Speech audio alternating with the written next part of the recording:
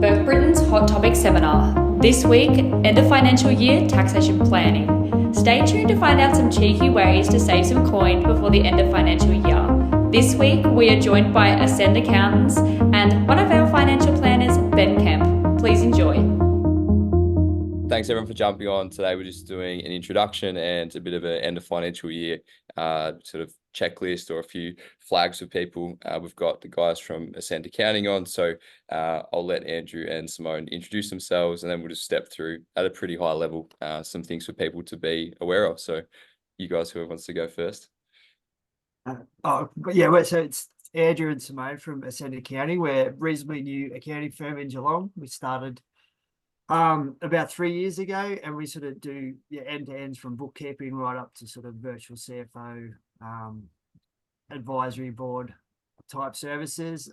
We do a lot of just tax compliance as well, which is why Burke, Britton have invited us on today. Peace. And I suppose both of you guys are both directors doing the same role as well. So quick for you both, it's sort of split between the two. There's not sort of a niche area for either of you. Simone, you're doing the same sort of things? Yeah, absolutely. So we both look after our own clients and work together to make sure that they're getting the service that they deserve. Awesome. And I suppose the big thing for people, and again, we could talk about this for probably for an hour, is about the difference between financial planners and accountants, and just making sure people understand that, we all work together. So different areas. We don't do tax returns. Your sort of side of the investment stuff is much different to us. So again, blending those together and making sure that all strategies are aligned, especially around end of financial year. We have so many conversations with accountants and guys like yourselves to make sure that the clients are prepared, they've got everything on time if it needs to be a super contribution or anything like that. So I suppose, moving into this last phase of the financial year, which is a bit scary already, again, there's obviously a lot of people with capital gain events and those sort of things. So again, without going into too much detail, can you just do a very basic intro, I suppose, of things people need to be aware of about potential capital gains events they've had during the year, whether it be property or shares? Yeah, sure. So if you have sold a property and it's not your primary residence that you live in, then there's definitely something you need to be talking to your accountant about to make sure that you're taking advantage to reduce the tax that you're going to have to pay on that capital gain. And it's not just property, it is shares, it is any asset that you are selling is potentially subject to capital gains. And I guess one more thing to touch on quick, financial planners versus accountants, is that your accountant, unless they are registered with their financial planning license, shouldn't be giving you financial advice. We're not allowed to. So that's where you guys are so important. Yeah, it's a bit of a blurred line over the years, and some people like to cross the floor. I'm trying with in regards to capital gains, does cryptocurrency fall into the capital gain event as well? Is that something that people get caught up on? So that classifies as an asset. So if you're buying and selling crypto, we will be hounding you to get your reports from whatever wallet you're on, and then thankfully they're getting better. But that's been a definite headache over the last few years, trying to work out the gains, because obviously a lot of people don't go from crypto back to dollar, from dollar. It's from one currency to another, and each time you swap to a different currency, that's a new capital event. I think that's a good point. I had someone a while ago try and tell me that until you took it out of crypto back into Australian dollars, that it wasn't a capital event. So again, they needed to have a conversation with their accountant to make sure they weren't going to get any surprises. I think a really quick one, and we've seen people fall for this in the past, just it's mainly with property. Again, in regard to contract date versus settlement date. So again, a lot of people are aware, a lot aren't. It's not about, generally speaking, again, I'm not going to put words in your mouth about when, again, you can step through that. I won't jump onto your side, but just a quick heads up for people around, if they are selling an investment asset or property around the end of financial year, what's the important dates for them to be sort of careful of there in regard to contract and settlement? Yeah, so it does fall into settlement date. So even if you sign your contract before, you still own that asset until settlement. Perfect. So again, some people, again, in the past we've had where they've sold a property, but they may have not received their proceeds. So their capital gain event was falling in in this financial year potentially, but they haven't, they may have not even received the proceeds, thinking that's going to be dealt with later on. So making sure that you're aware of when you sell a property, what does that contract date, when have you actually signed to sell it, and then speaking to your accountant, financial planner, what options are available, if any, because once again, for some of those, once you get past 30 June, it's too late to go back and rectify those. Yeah, I think it's a good idea if you've got that investment property and you are going to sell it, speak to your accountant, and they'll sort of tell you, walk through all those steps, but it'll also tell you about all the records you got to keep, because any costs you incur in the selling, in the purchasing, is going to help reduce that capital gain. If you've lived in the property, having those dates as well, again, is going to sort of help reduce those capital gains. So making sure, even if, like, yes, it's going to be hard if you've had a property for decades, but we're still going to need those records, because yeah, the more stuff you can give us, the better probably result we can get for you. Yeah, I think with some clients, it definitely drags out over decades. It gets difficult from a record keeping point of view, but they can go back and scratch it together. Every time they can find $1,000 of extra cost base or something, it might be a few $100s that they save in potential tax. So get them going back. And also from our perspective is, before you go to list a property for sale, speak to your accountant to get an estimate of what you think that capital gain position and potential tax might look like. So then you can forward plan on that as well. So instead of selling it, then working it all out after the fact, do some prep work on it, know what you think it will be. Then once you've got a sale, you can go back and clarify those things. Same with our shares and any sort of asset, I suppose. I suppose the other complexities around, again, maybe just a really quick overview of things people need to be aware of in regard to deductions. So just from, might be just lots of people out there who are just employees, so they might be limited in what they have available to them. But again, sort of, income protection and any other sort of really basic things that you see people maybe missing in past years. Sorry, Ben, I'm going to stuff this up altogether. I said the wrong thing before. I thought you did. I was like, hang on. Like, That's maybe. right. That's all right. We go back to it. Let's talk about it again. So it's about contract date, not proceeds, isn't it? So again, contract date is the killer with those property sales. So with, again, the example I've seen in the past is someone puts the property on the market now. In June, they get an offer and they accept it. But for most properties, they're not going to settle within 30 days. So they're going to receive the proceeds in the following financial year. And by the time they get the proceeds, that tax year is done and dusted. So again, that's, I suppose, making sure that you speak. And that in advance, you can make some decisions about when you list a property, when you accept an offer, and all of those things, which can be guided by you guys. Yeah, that's right. So if you are just your basic salary and wage earner and you sign a contract on 30 June, you've got a 90-day settlement and you want to lodge your tax return early, you don't actually have the cash until it settles. So you may need to hold off. And if your lodgement date is before October, you won't have the money to be able to lodge and pay on time necessarily. So you might need to engage an accountant to get an extension to be able to lodge your tax return and pay your tax return as well. And other things to keep in mind is you'll have your fees, which will be taken out from surveyors, conveyancers, your advertising, your agent fees, to keep those in mind as well. Perfect. And I think from what we've seen is sometimes there's the ability for people to use a one-off super contribution to negate some of those capital gains.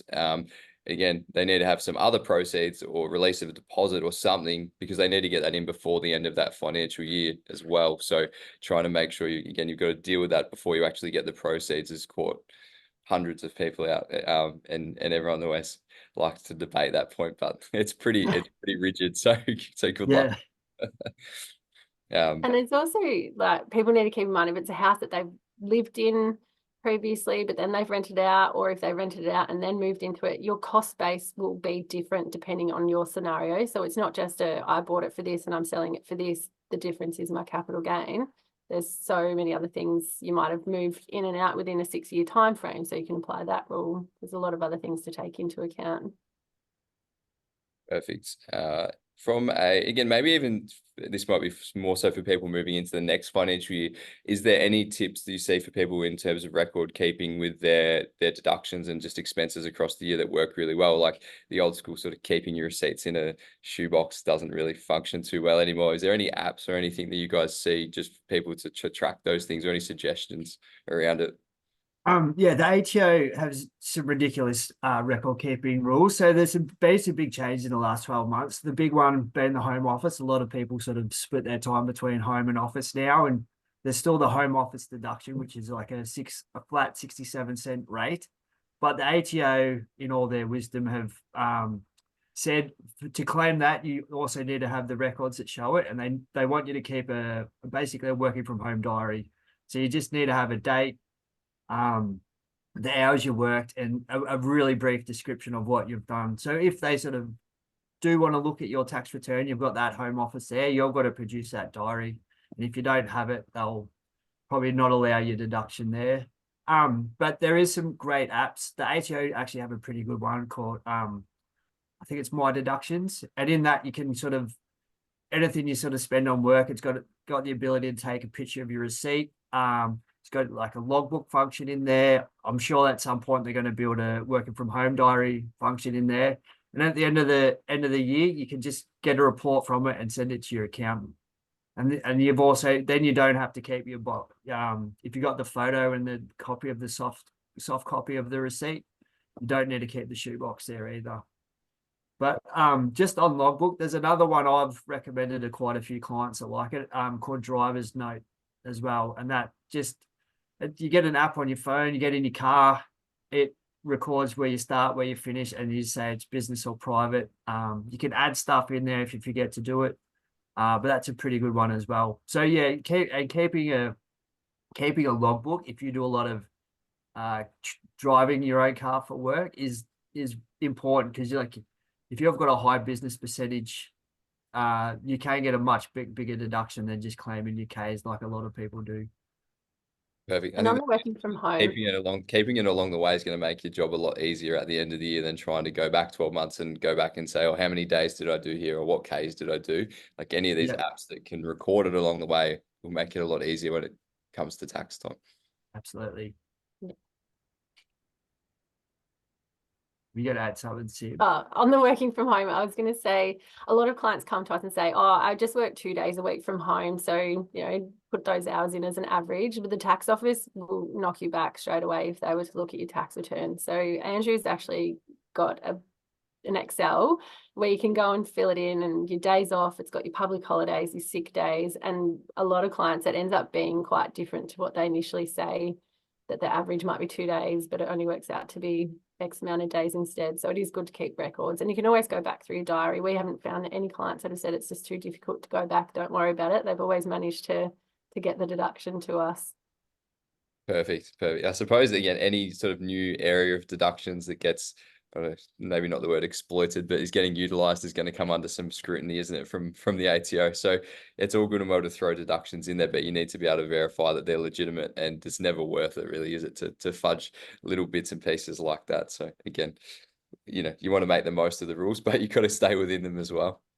Exactly. Yeah. And yeah, as I said, like, if you ATO don't care about stories, which is a good quote I've heard, they look at facts. So if you can say, oh, I work 2 days from home, they're like, you should prove it. So they're going to need that diary. And if you can't prove it, they're just going to say too bad.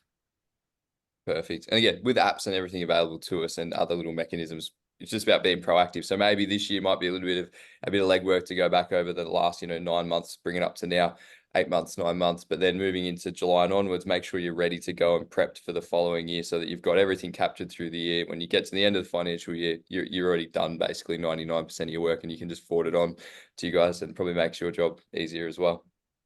Yep. Any other sort of topical things from a tax perspective, or deductions, or anything at all you sort of want to throw into the mix, or anything you're seeing is, people are coming in regularly and not having prepared because they didn't realize it was a deductible item? Probably a couple of not so common ones, but they're definitely good to have, is the income protection. So if you pay income protection outside your super, that can be a deduction. And then there are certain financial planning fees as well, which Sim actually put a blog on our website about this. If they're giving you advice about what investments to make and specifics and that kind of stuff, those actual financial planning fees are deductible. But it's not just your annual catch up, or if it's just a generic not generic, but like quite a broad advice sort of meeting, those fees aren't deductible. But if there's a nexus between the expense and you're getting some investment income, then that portion is going to be deductible. Yeah, definitely a bit of a grey area, and people have got confused with that over the years. So again, we've always looking at those apportioning of fees for what's happening for what area of advice. And again, sometimes there's a little bit of strategy that goes into that too, where we have clients that maybe only seek advice about their super, but they actually make a contribution once a year to their super fund. That's the equal amount of those fees that they can then claim as a deduction themselves, essentially making their fee deductible by extension. So again, all those little bits around the edges, that's probably a crossover between our two expertise to make them get the best net outcome for everything from a cost perspective as well. I suppose just quickly for you guys, contact details, where do people find you? What's the best way to go about getting in touch if they want to book in a time for an initial meeting and sort of intro? What's the process for you guys? Yeah, so you can go directly on our website and book a meeting with Andrew or myself at a time that suits you. Our diaries are available up there, and the website is www.ascendaa.com.au. There's a big book now button to be able to find us, and we're situated at 17 Rutland Street, Newtown.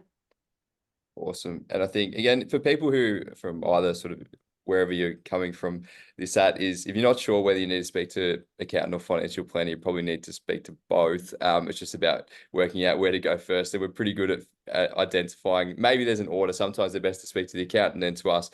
If they come to us first, we'll get you across to you guys, and then loop back in at the best time. So you're better to try and speak to one and they'll direct you to the other, than to not speak to anyone at all and just sort of guess your way through. I think the times of lodging your own tax return, again, be very few people where that would be the appropriate way to go about doing it, because everyone has complexities in their work situation. Talk about work from home, it's pretty much across the board that people have some component of that in their life at the moment, so, or will do ongoing. So make sure you speak to the professionals. Again, for us, jumping on our website, Instagram, Facebook page, following the podcast. These guys have been on the podcast before, so finances, so jump on and find their podcast and give that a listen. And again, we'll try and continue to give some more content insights throughout the rest of the year. So thank you guys for jumping on with a bit of a quick sort of tips and traps. Thank you. Thanks, Ben.